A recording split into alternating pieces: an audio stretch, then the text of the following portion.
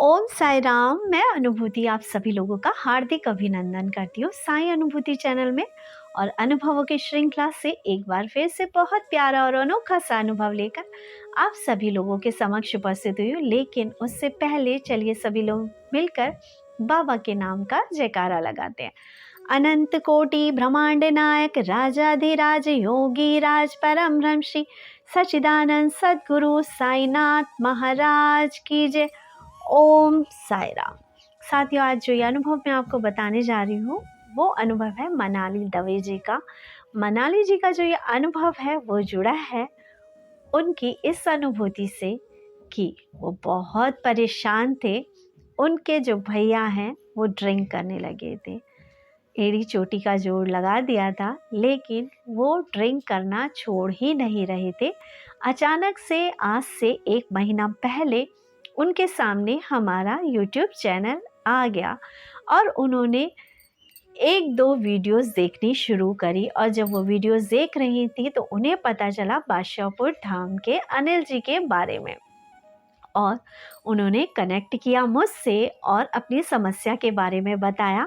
मैंने अनिल भैया से कनेक्ट कराया और अनिल भैया ने जो उपाय बताए थे उन्होंने वो करे और जल अभिमंत्रित करके दिया। अब जब जल अभिमंत्रित करके दिया तो उन्होंने यूज़ करना शुरू किया। उसके बाद ये बताती हैं दीदी कि अचानक से कुछ ऐसा हुआ। यहाँ मैं आपको साईं सच्चरित्र की एक छोटी सी कथा सुनाती हूँ। साईं सच्चरित्र में एक जो कथा है वो ऐसी है कि एक जो व्यक्ति था वो बहुत ड्रिंक किया करता था, शराब पिया करता था। तो एक दिन बाबा उसकी छाती पे जाकर बैठ जाते हैं और छाती पे जाकर बैठकर उससे कहते हैं कि तू छोड़ेगा या नहीं छोड़ेगा। और उसके बाद से उसने दारू पीना छोड़ दिया। तो बिल्कुल कुछ ऐसा ही हुआ हमारी इन डिवोटी के भाई के साथ। अचानक से 2 हफ्ते बाद जल का यूज़ करते करते कुछ ऐसा हुआ, उसकी तबीयत बहुत ज़्यादा ख़राब हुई और हॉस्पिटलाइज कराया गया। सारे टेस्ट वेस्ट हुए और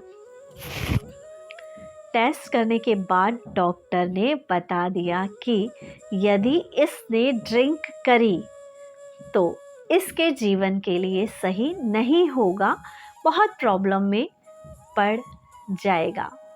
और ये बाबा को बहुत बहुत थैंक्स कहते हैं कि बाबा आपने एक ऐसा माध्यम बनाया, एक ऐसा तरीका बनाया और ज़िंदगी में एक भले ही तूफ़ान आया, कहते हैं ना तूफ़ान के बाद एक शांति हो जाती है, बिल्कुल ऐसा एक तूफ़ान आया कि भाई की तबीयत बहुत ज़्यादा ख़राब हुई।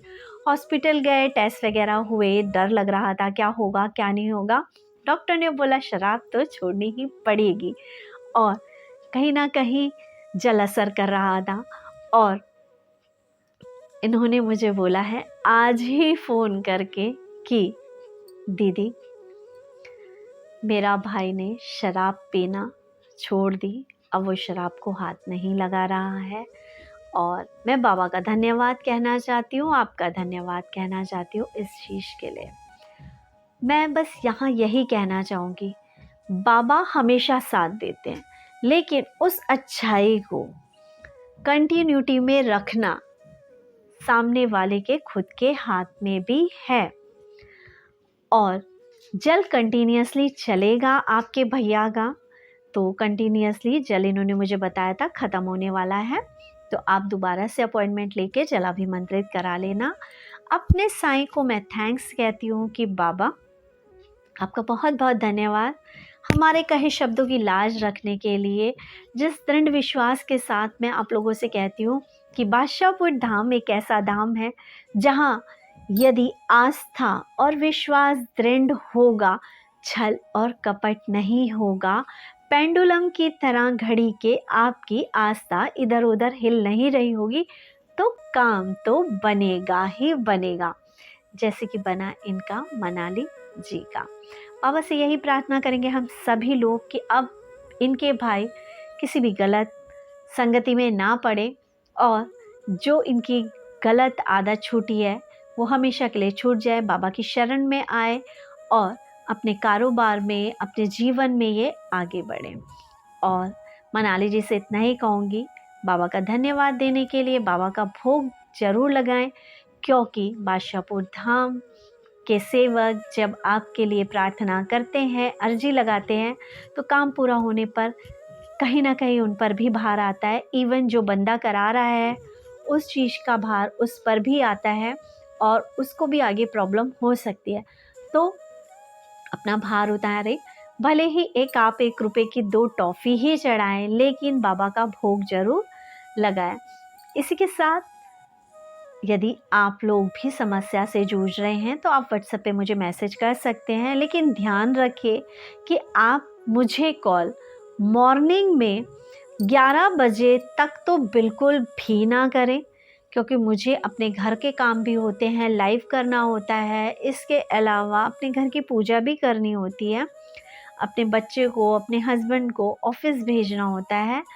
तो प्लीज़ आप मुझे 11 बजे के बाद ही कॉल करें। इसके अलावा शाम को 5 बजे के बाद कोई भी मुझे कॉल ना करे, मैं कॉल नहीं पिक करूँगी। शाम के 5 बजे का भी पूजा का टाइम हो जाता है, घर के खाने का टाइम होता है, ठीक है, और बच्चे की पढ़ाई देखने का टाइम भी होता है, उसको पढ़ने के लिए भी बैठाना होता है। तो please it's a humble request to you, सेवा को सेवा की तरह रहने दो, क्योंकि आप लोग मुझे रात के 10 बजे भी कॉल करते हैं, 11 बजे भी कॉल करते हैं, सुबह 7 बजे भी कॉल लगा देते हैं, 5 बजे भी कॉल लगा देते हैं। जिस वजह से बैक टू बैक कॉल आने की वजह से थोड़ी सी इरिटेशन मुझे भी होती है कि यार मैं काम नहीं कर पाती हूँ अपना, पूरा पूरा दिन मेरा ऐसे ही चला जाता है, मैं अनुभव नहीं डाल पाती हूँ जिससे आप लोग जुड़ते हैं, जिससे आप लोगों का विश्वास अटूट होता है। आप मुझे व्हाट्सएप पे मैसेज छोड़ दो, मैं आपका मैसेज रीड करके आपको रिस्पॉन्स करूँगी, आपकी कॉल जो आपकी अपॉइंटमेंट है वो करा दूँगी। कुछ लोग बहुत ग्रांटेड लेने लगे हैं कि अगर कोई उपाय बताया जाता है, उपाय की वीडियो भी बना दी जाती है, उसके बावजूद भी दीदी मैं तो कंफर्म करने के लिए फ़ोन कर रही थी या कंफर्म करने के लिए आपको मैसेज कर रही थी। तो वीडियो मैंने बनाई क्यों थी? हर चीज़ तो मैंने क्लियर कर ली, जो चीज़ क्लियर नहीं करी है वो चीज़ आपने पूछी है, तो मैं आपको ज़रूर रिप्लाई करूँगी, लेकिन जो चीज़ मैंने बता दी है वो चीज़ आप पूछेंगे तो मैं रिप्लाई नहीं करूँगी। और इसी के साथ आप बादशाहपुर धाम से जुड़िए, बाबा पे आस्था और विश्वास बना के रखिए। यदि आप टूट चुके हैं, हद दर पे जाके अपना लाखों रुपए बर्बाद कर चुके हैं एस्ट्रोलॉजर्स पे, टोनो टोटके वालों पे, तो एक बार बादशाहपुर धाम पे विश्वास करिए पूरी आस्था के साथ, आप पूरी विश्वास के साथ। और यहाँ पे आपसे कुछ लिया नहीं जाता है, यदि देना है तो सिर्फ देना, आस्था, विश्वास, निष्ठा अपने साईं के प्रति, और बाबा आपके काम ज़रूर बनाएंगे। इसी के साथ जिस किसी को भी कमिंग नवरात्रों के टाइम पे जो थर्सडे आ रहा है हवन कराना है, तो चैनल से संपर्क कर सकता है, व्हाट्सएप पे मैसेज कर सकता है हवन के लिए। मैं उस बंदे से कांटेक्ट कर लूँगी और पूरी इन्फॉर्मेशन उसको बता दूँगी। इसी के साथ चैनल को ज़्यादा से ज़्यादा शेयर करें, लाइक करें, सब्सक्राइब करें। ओम साई राम, जय साई राम।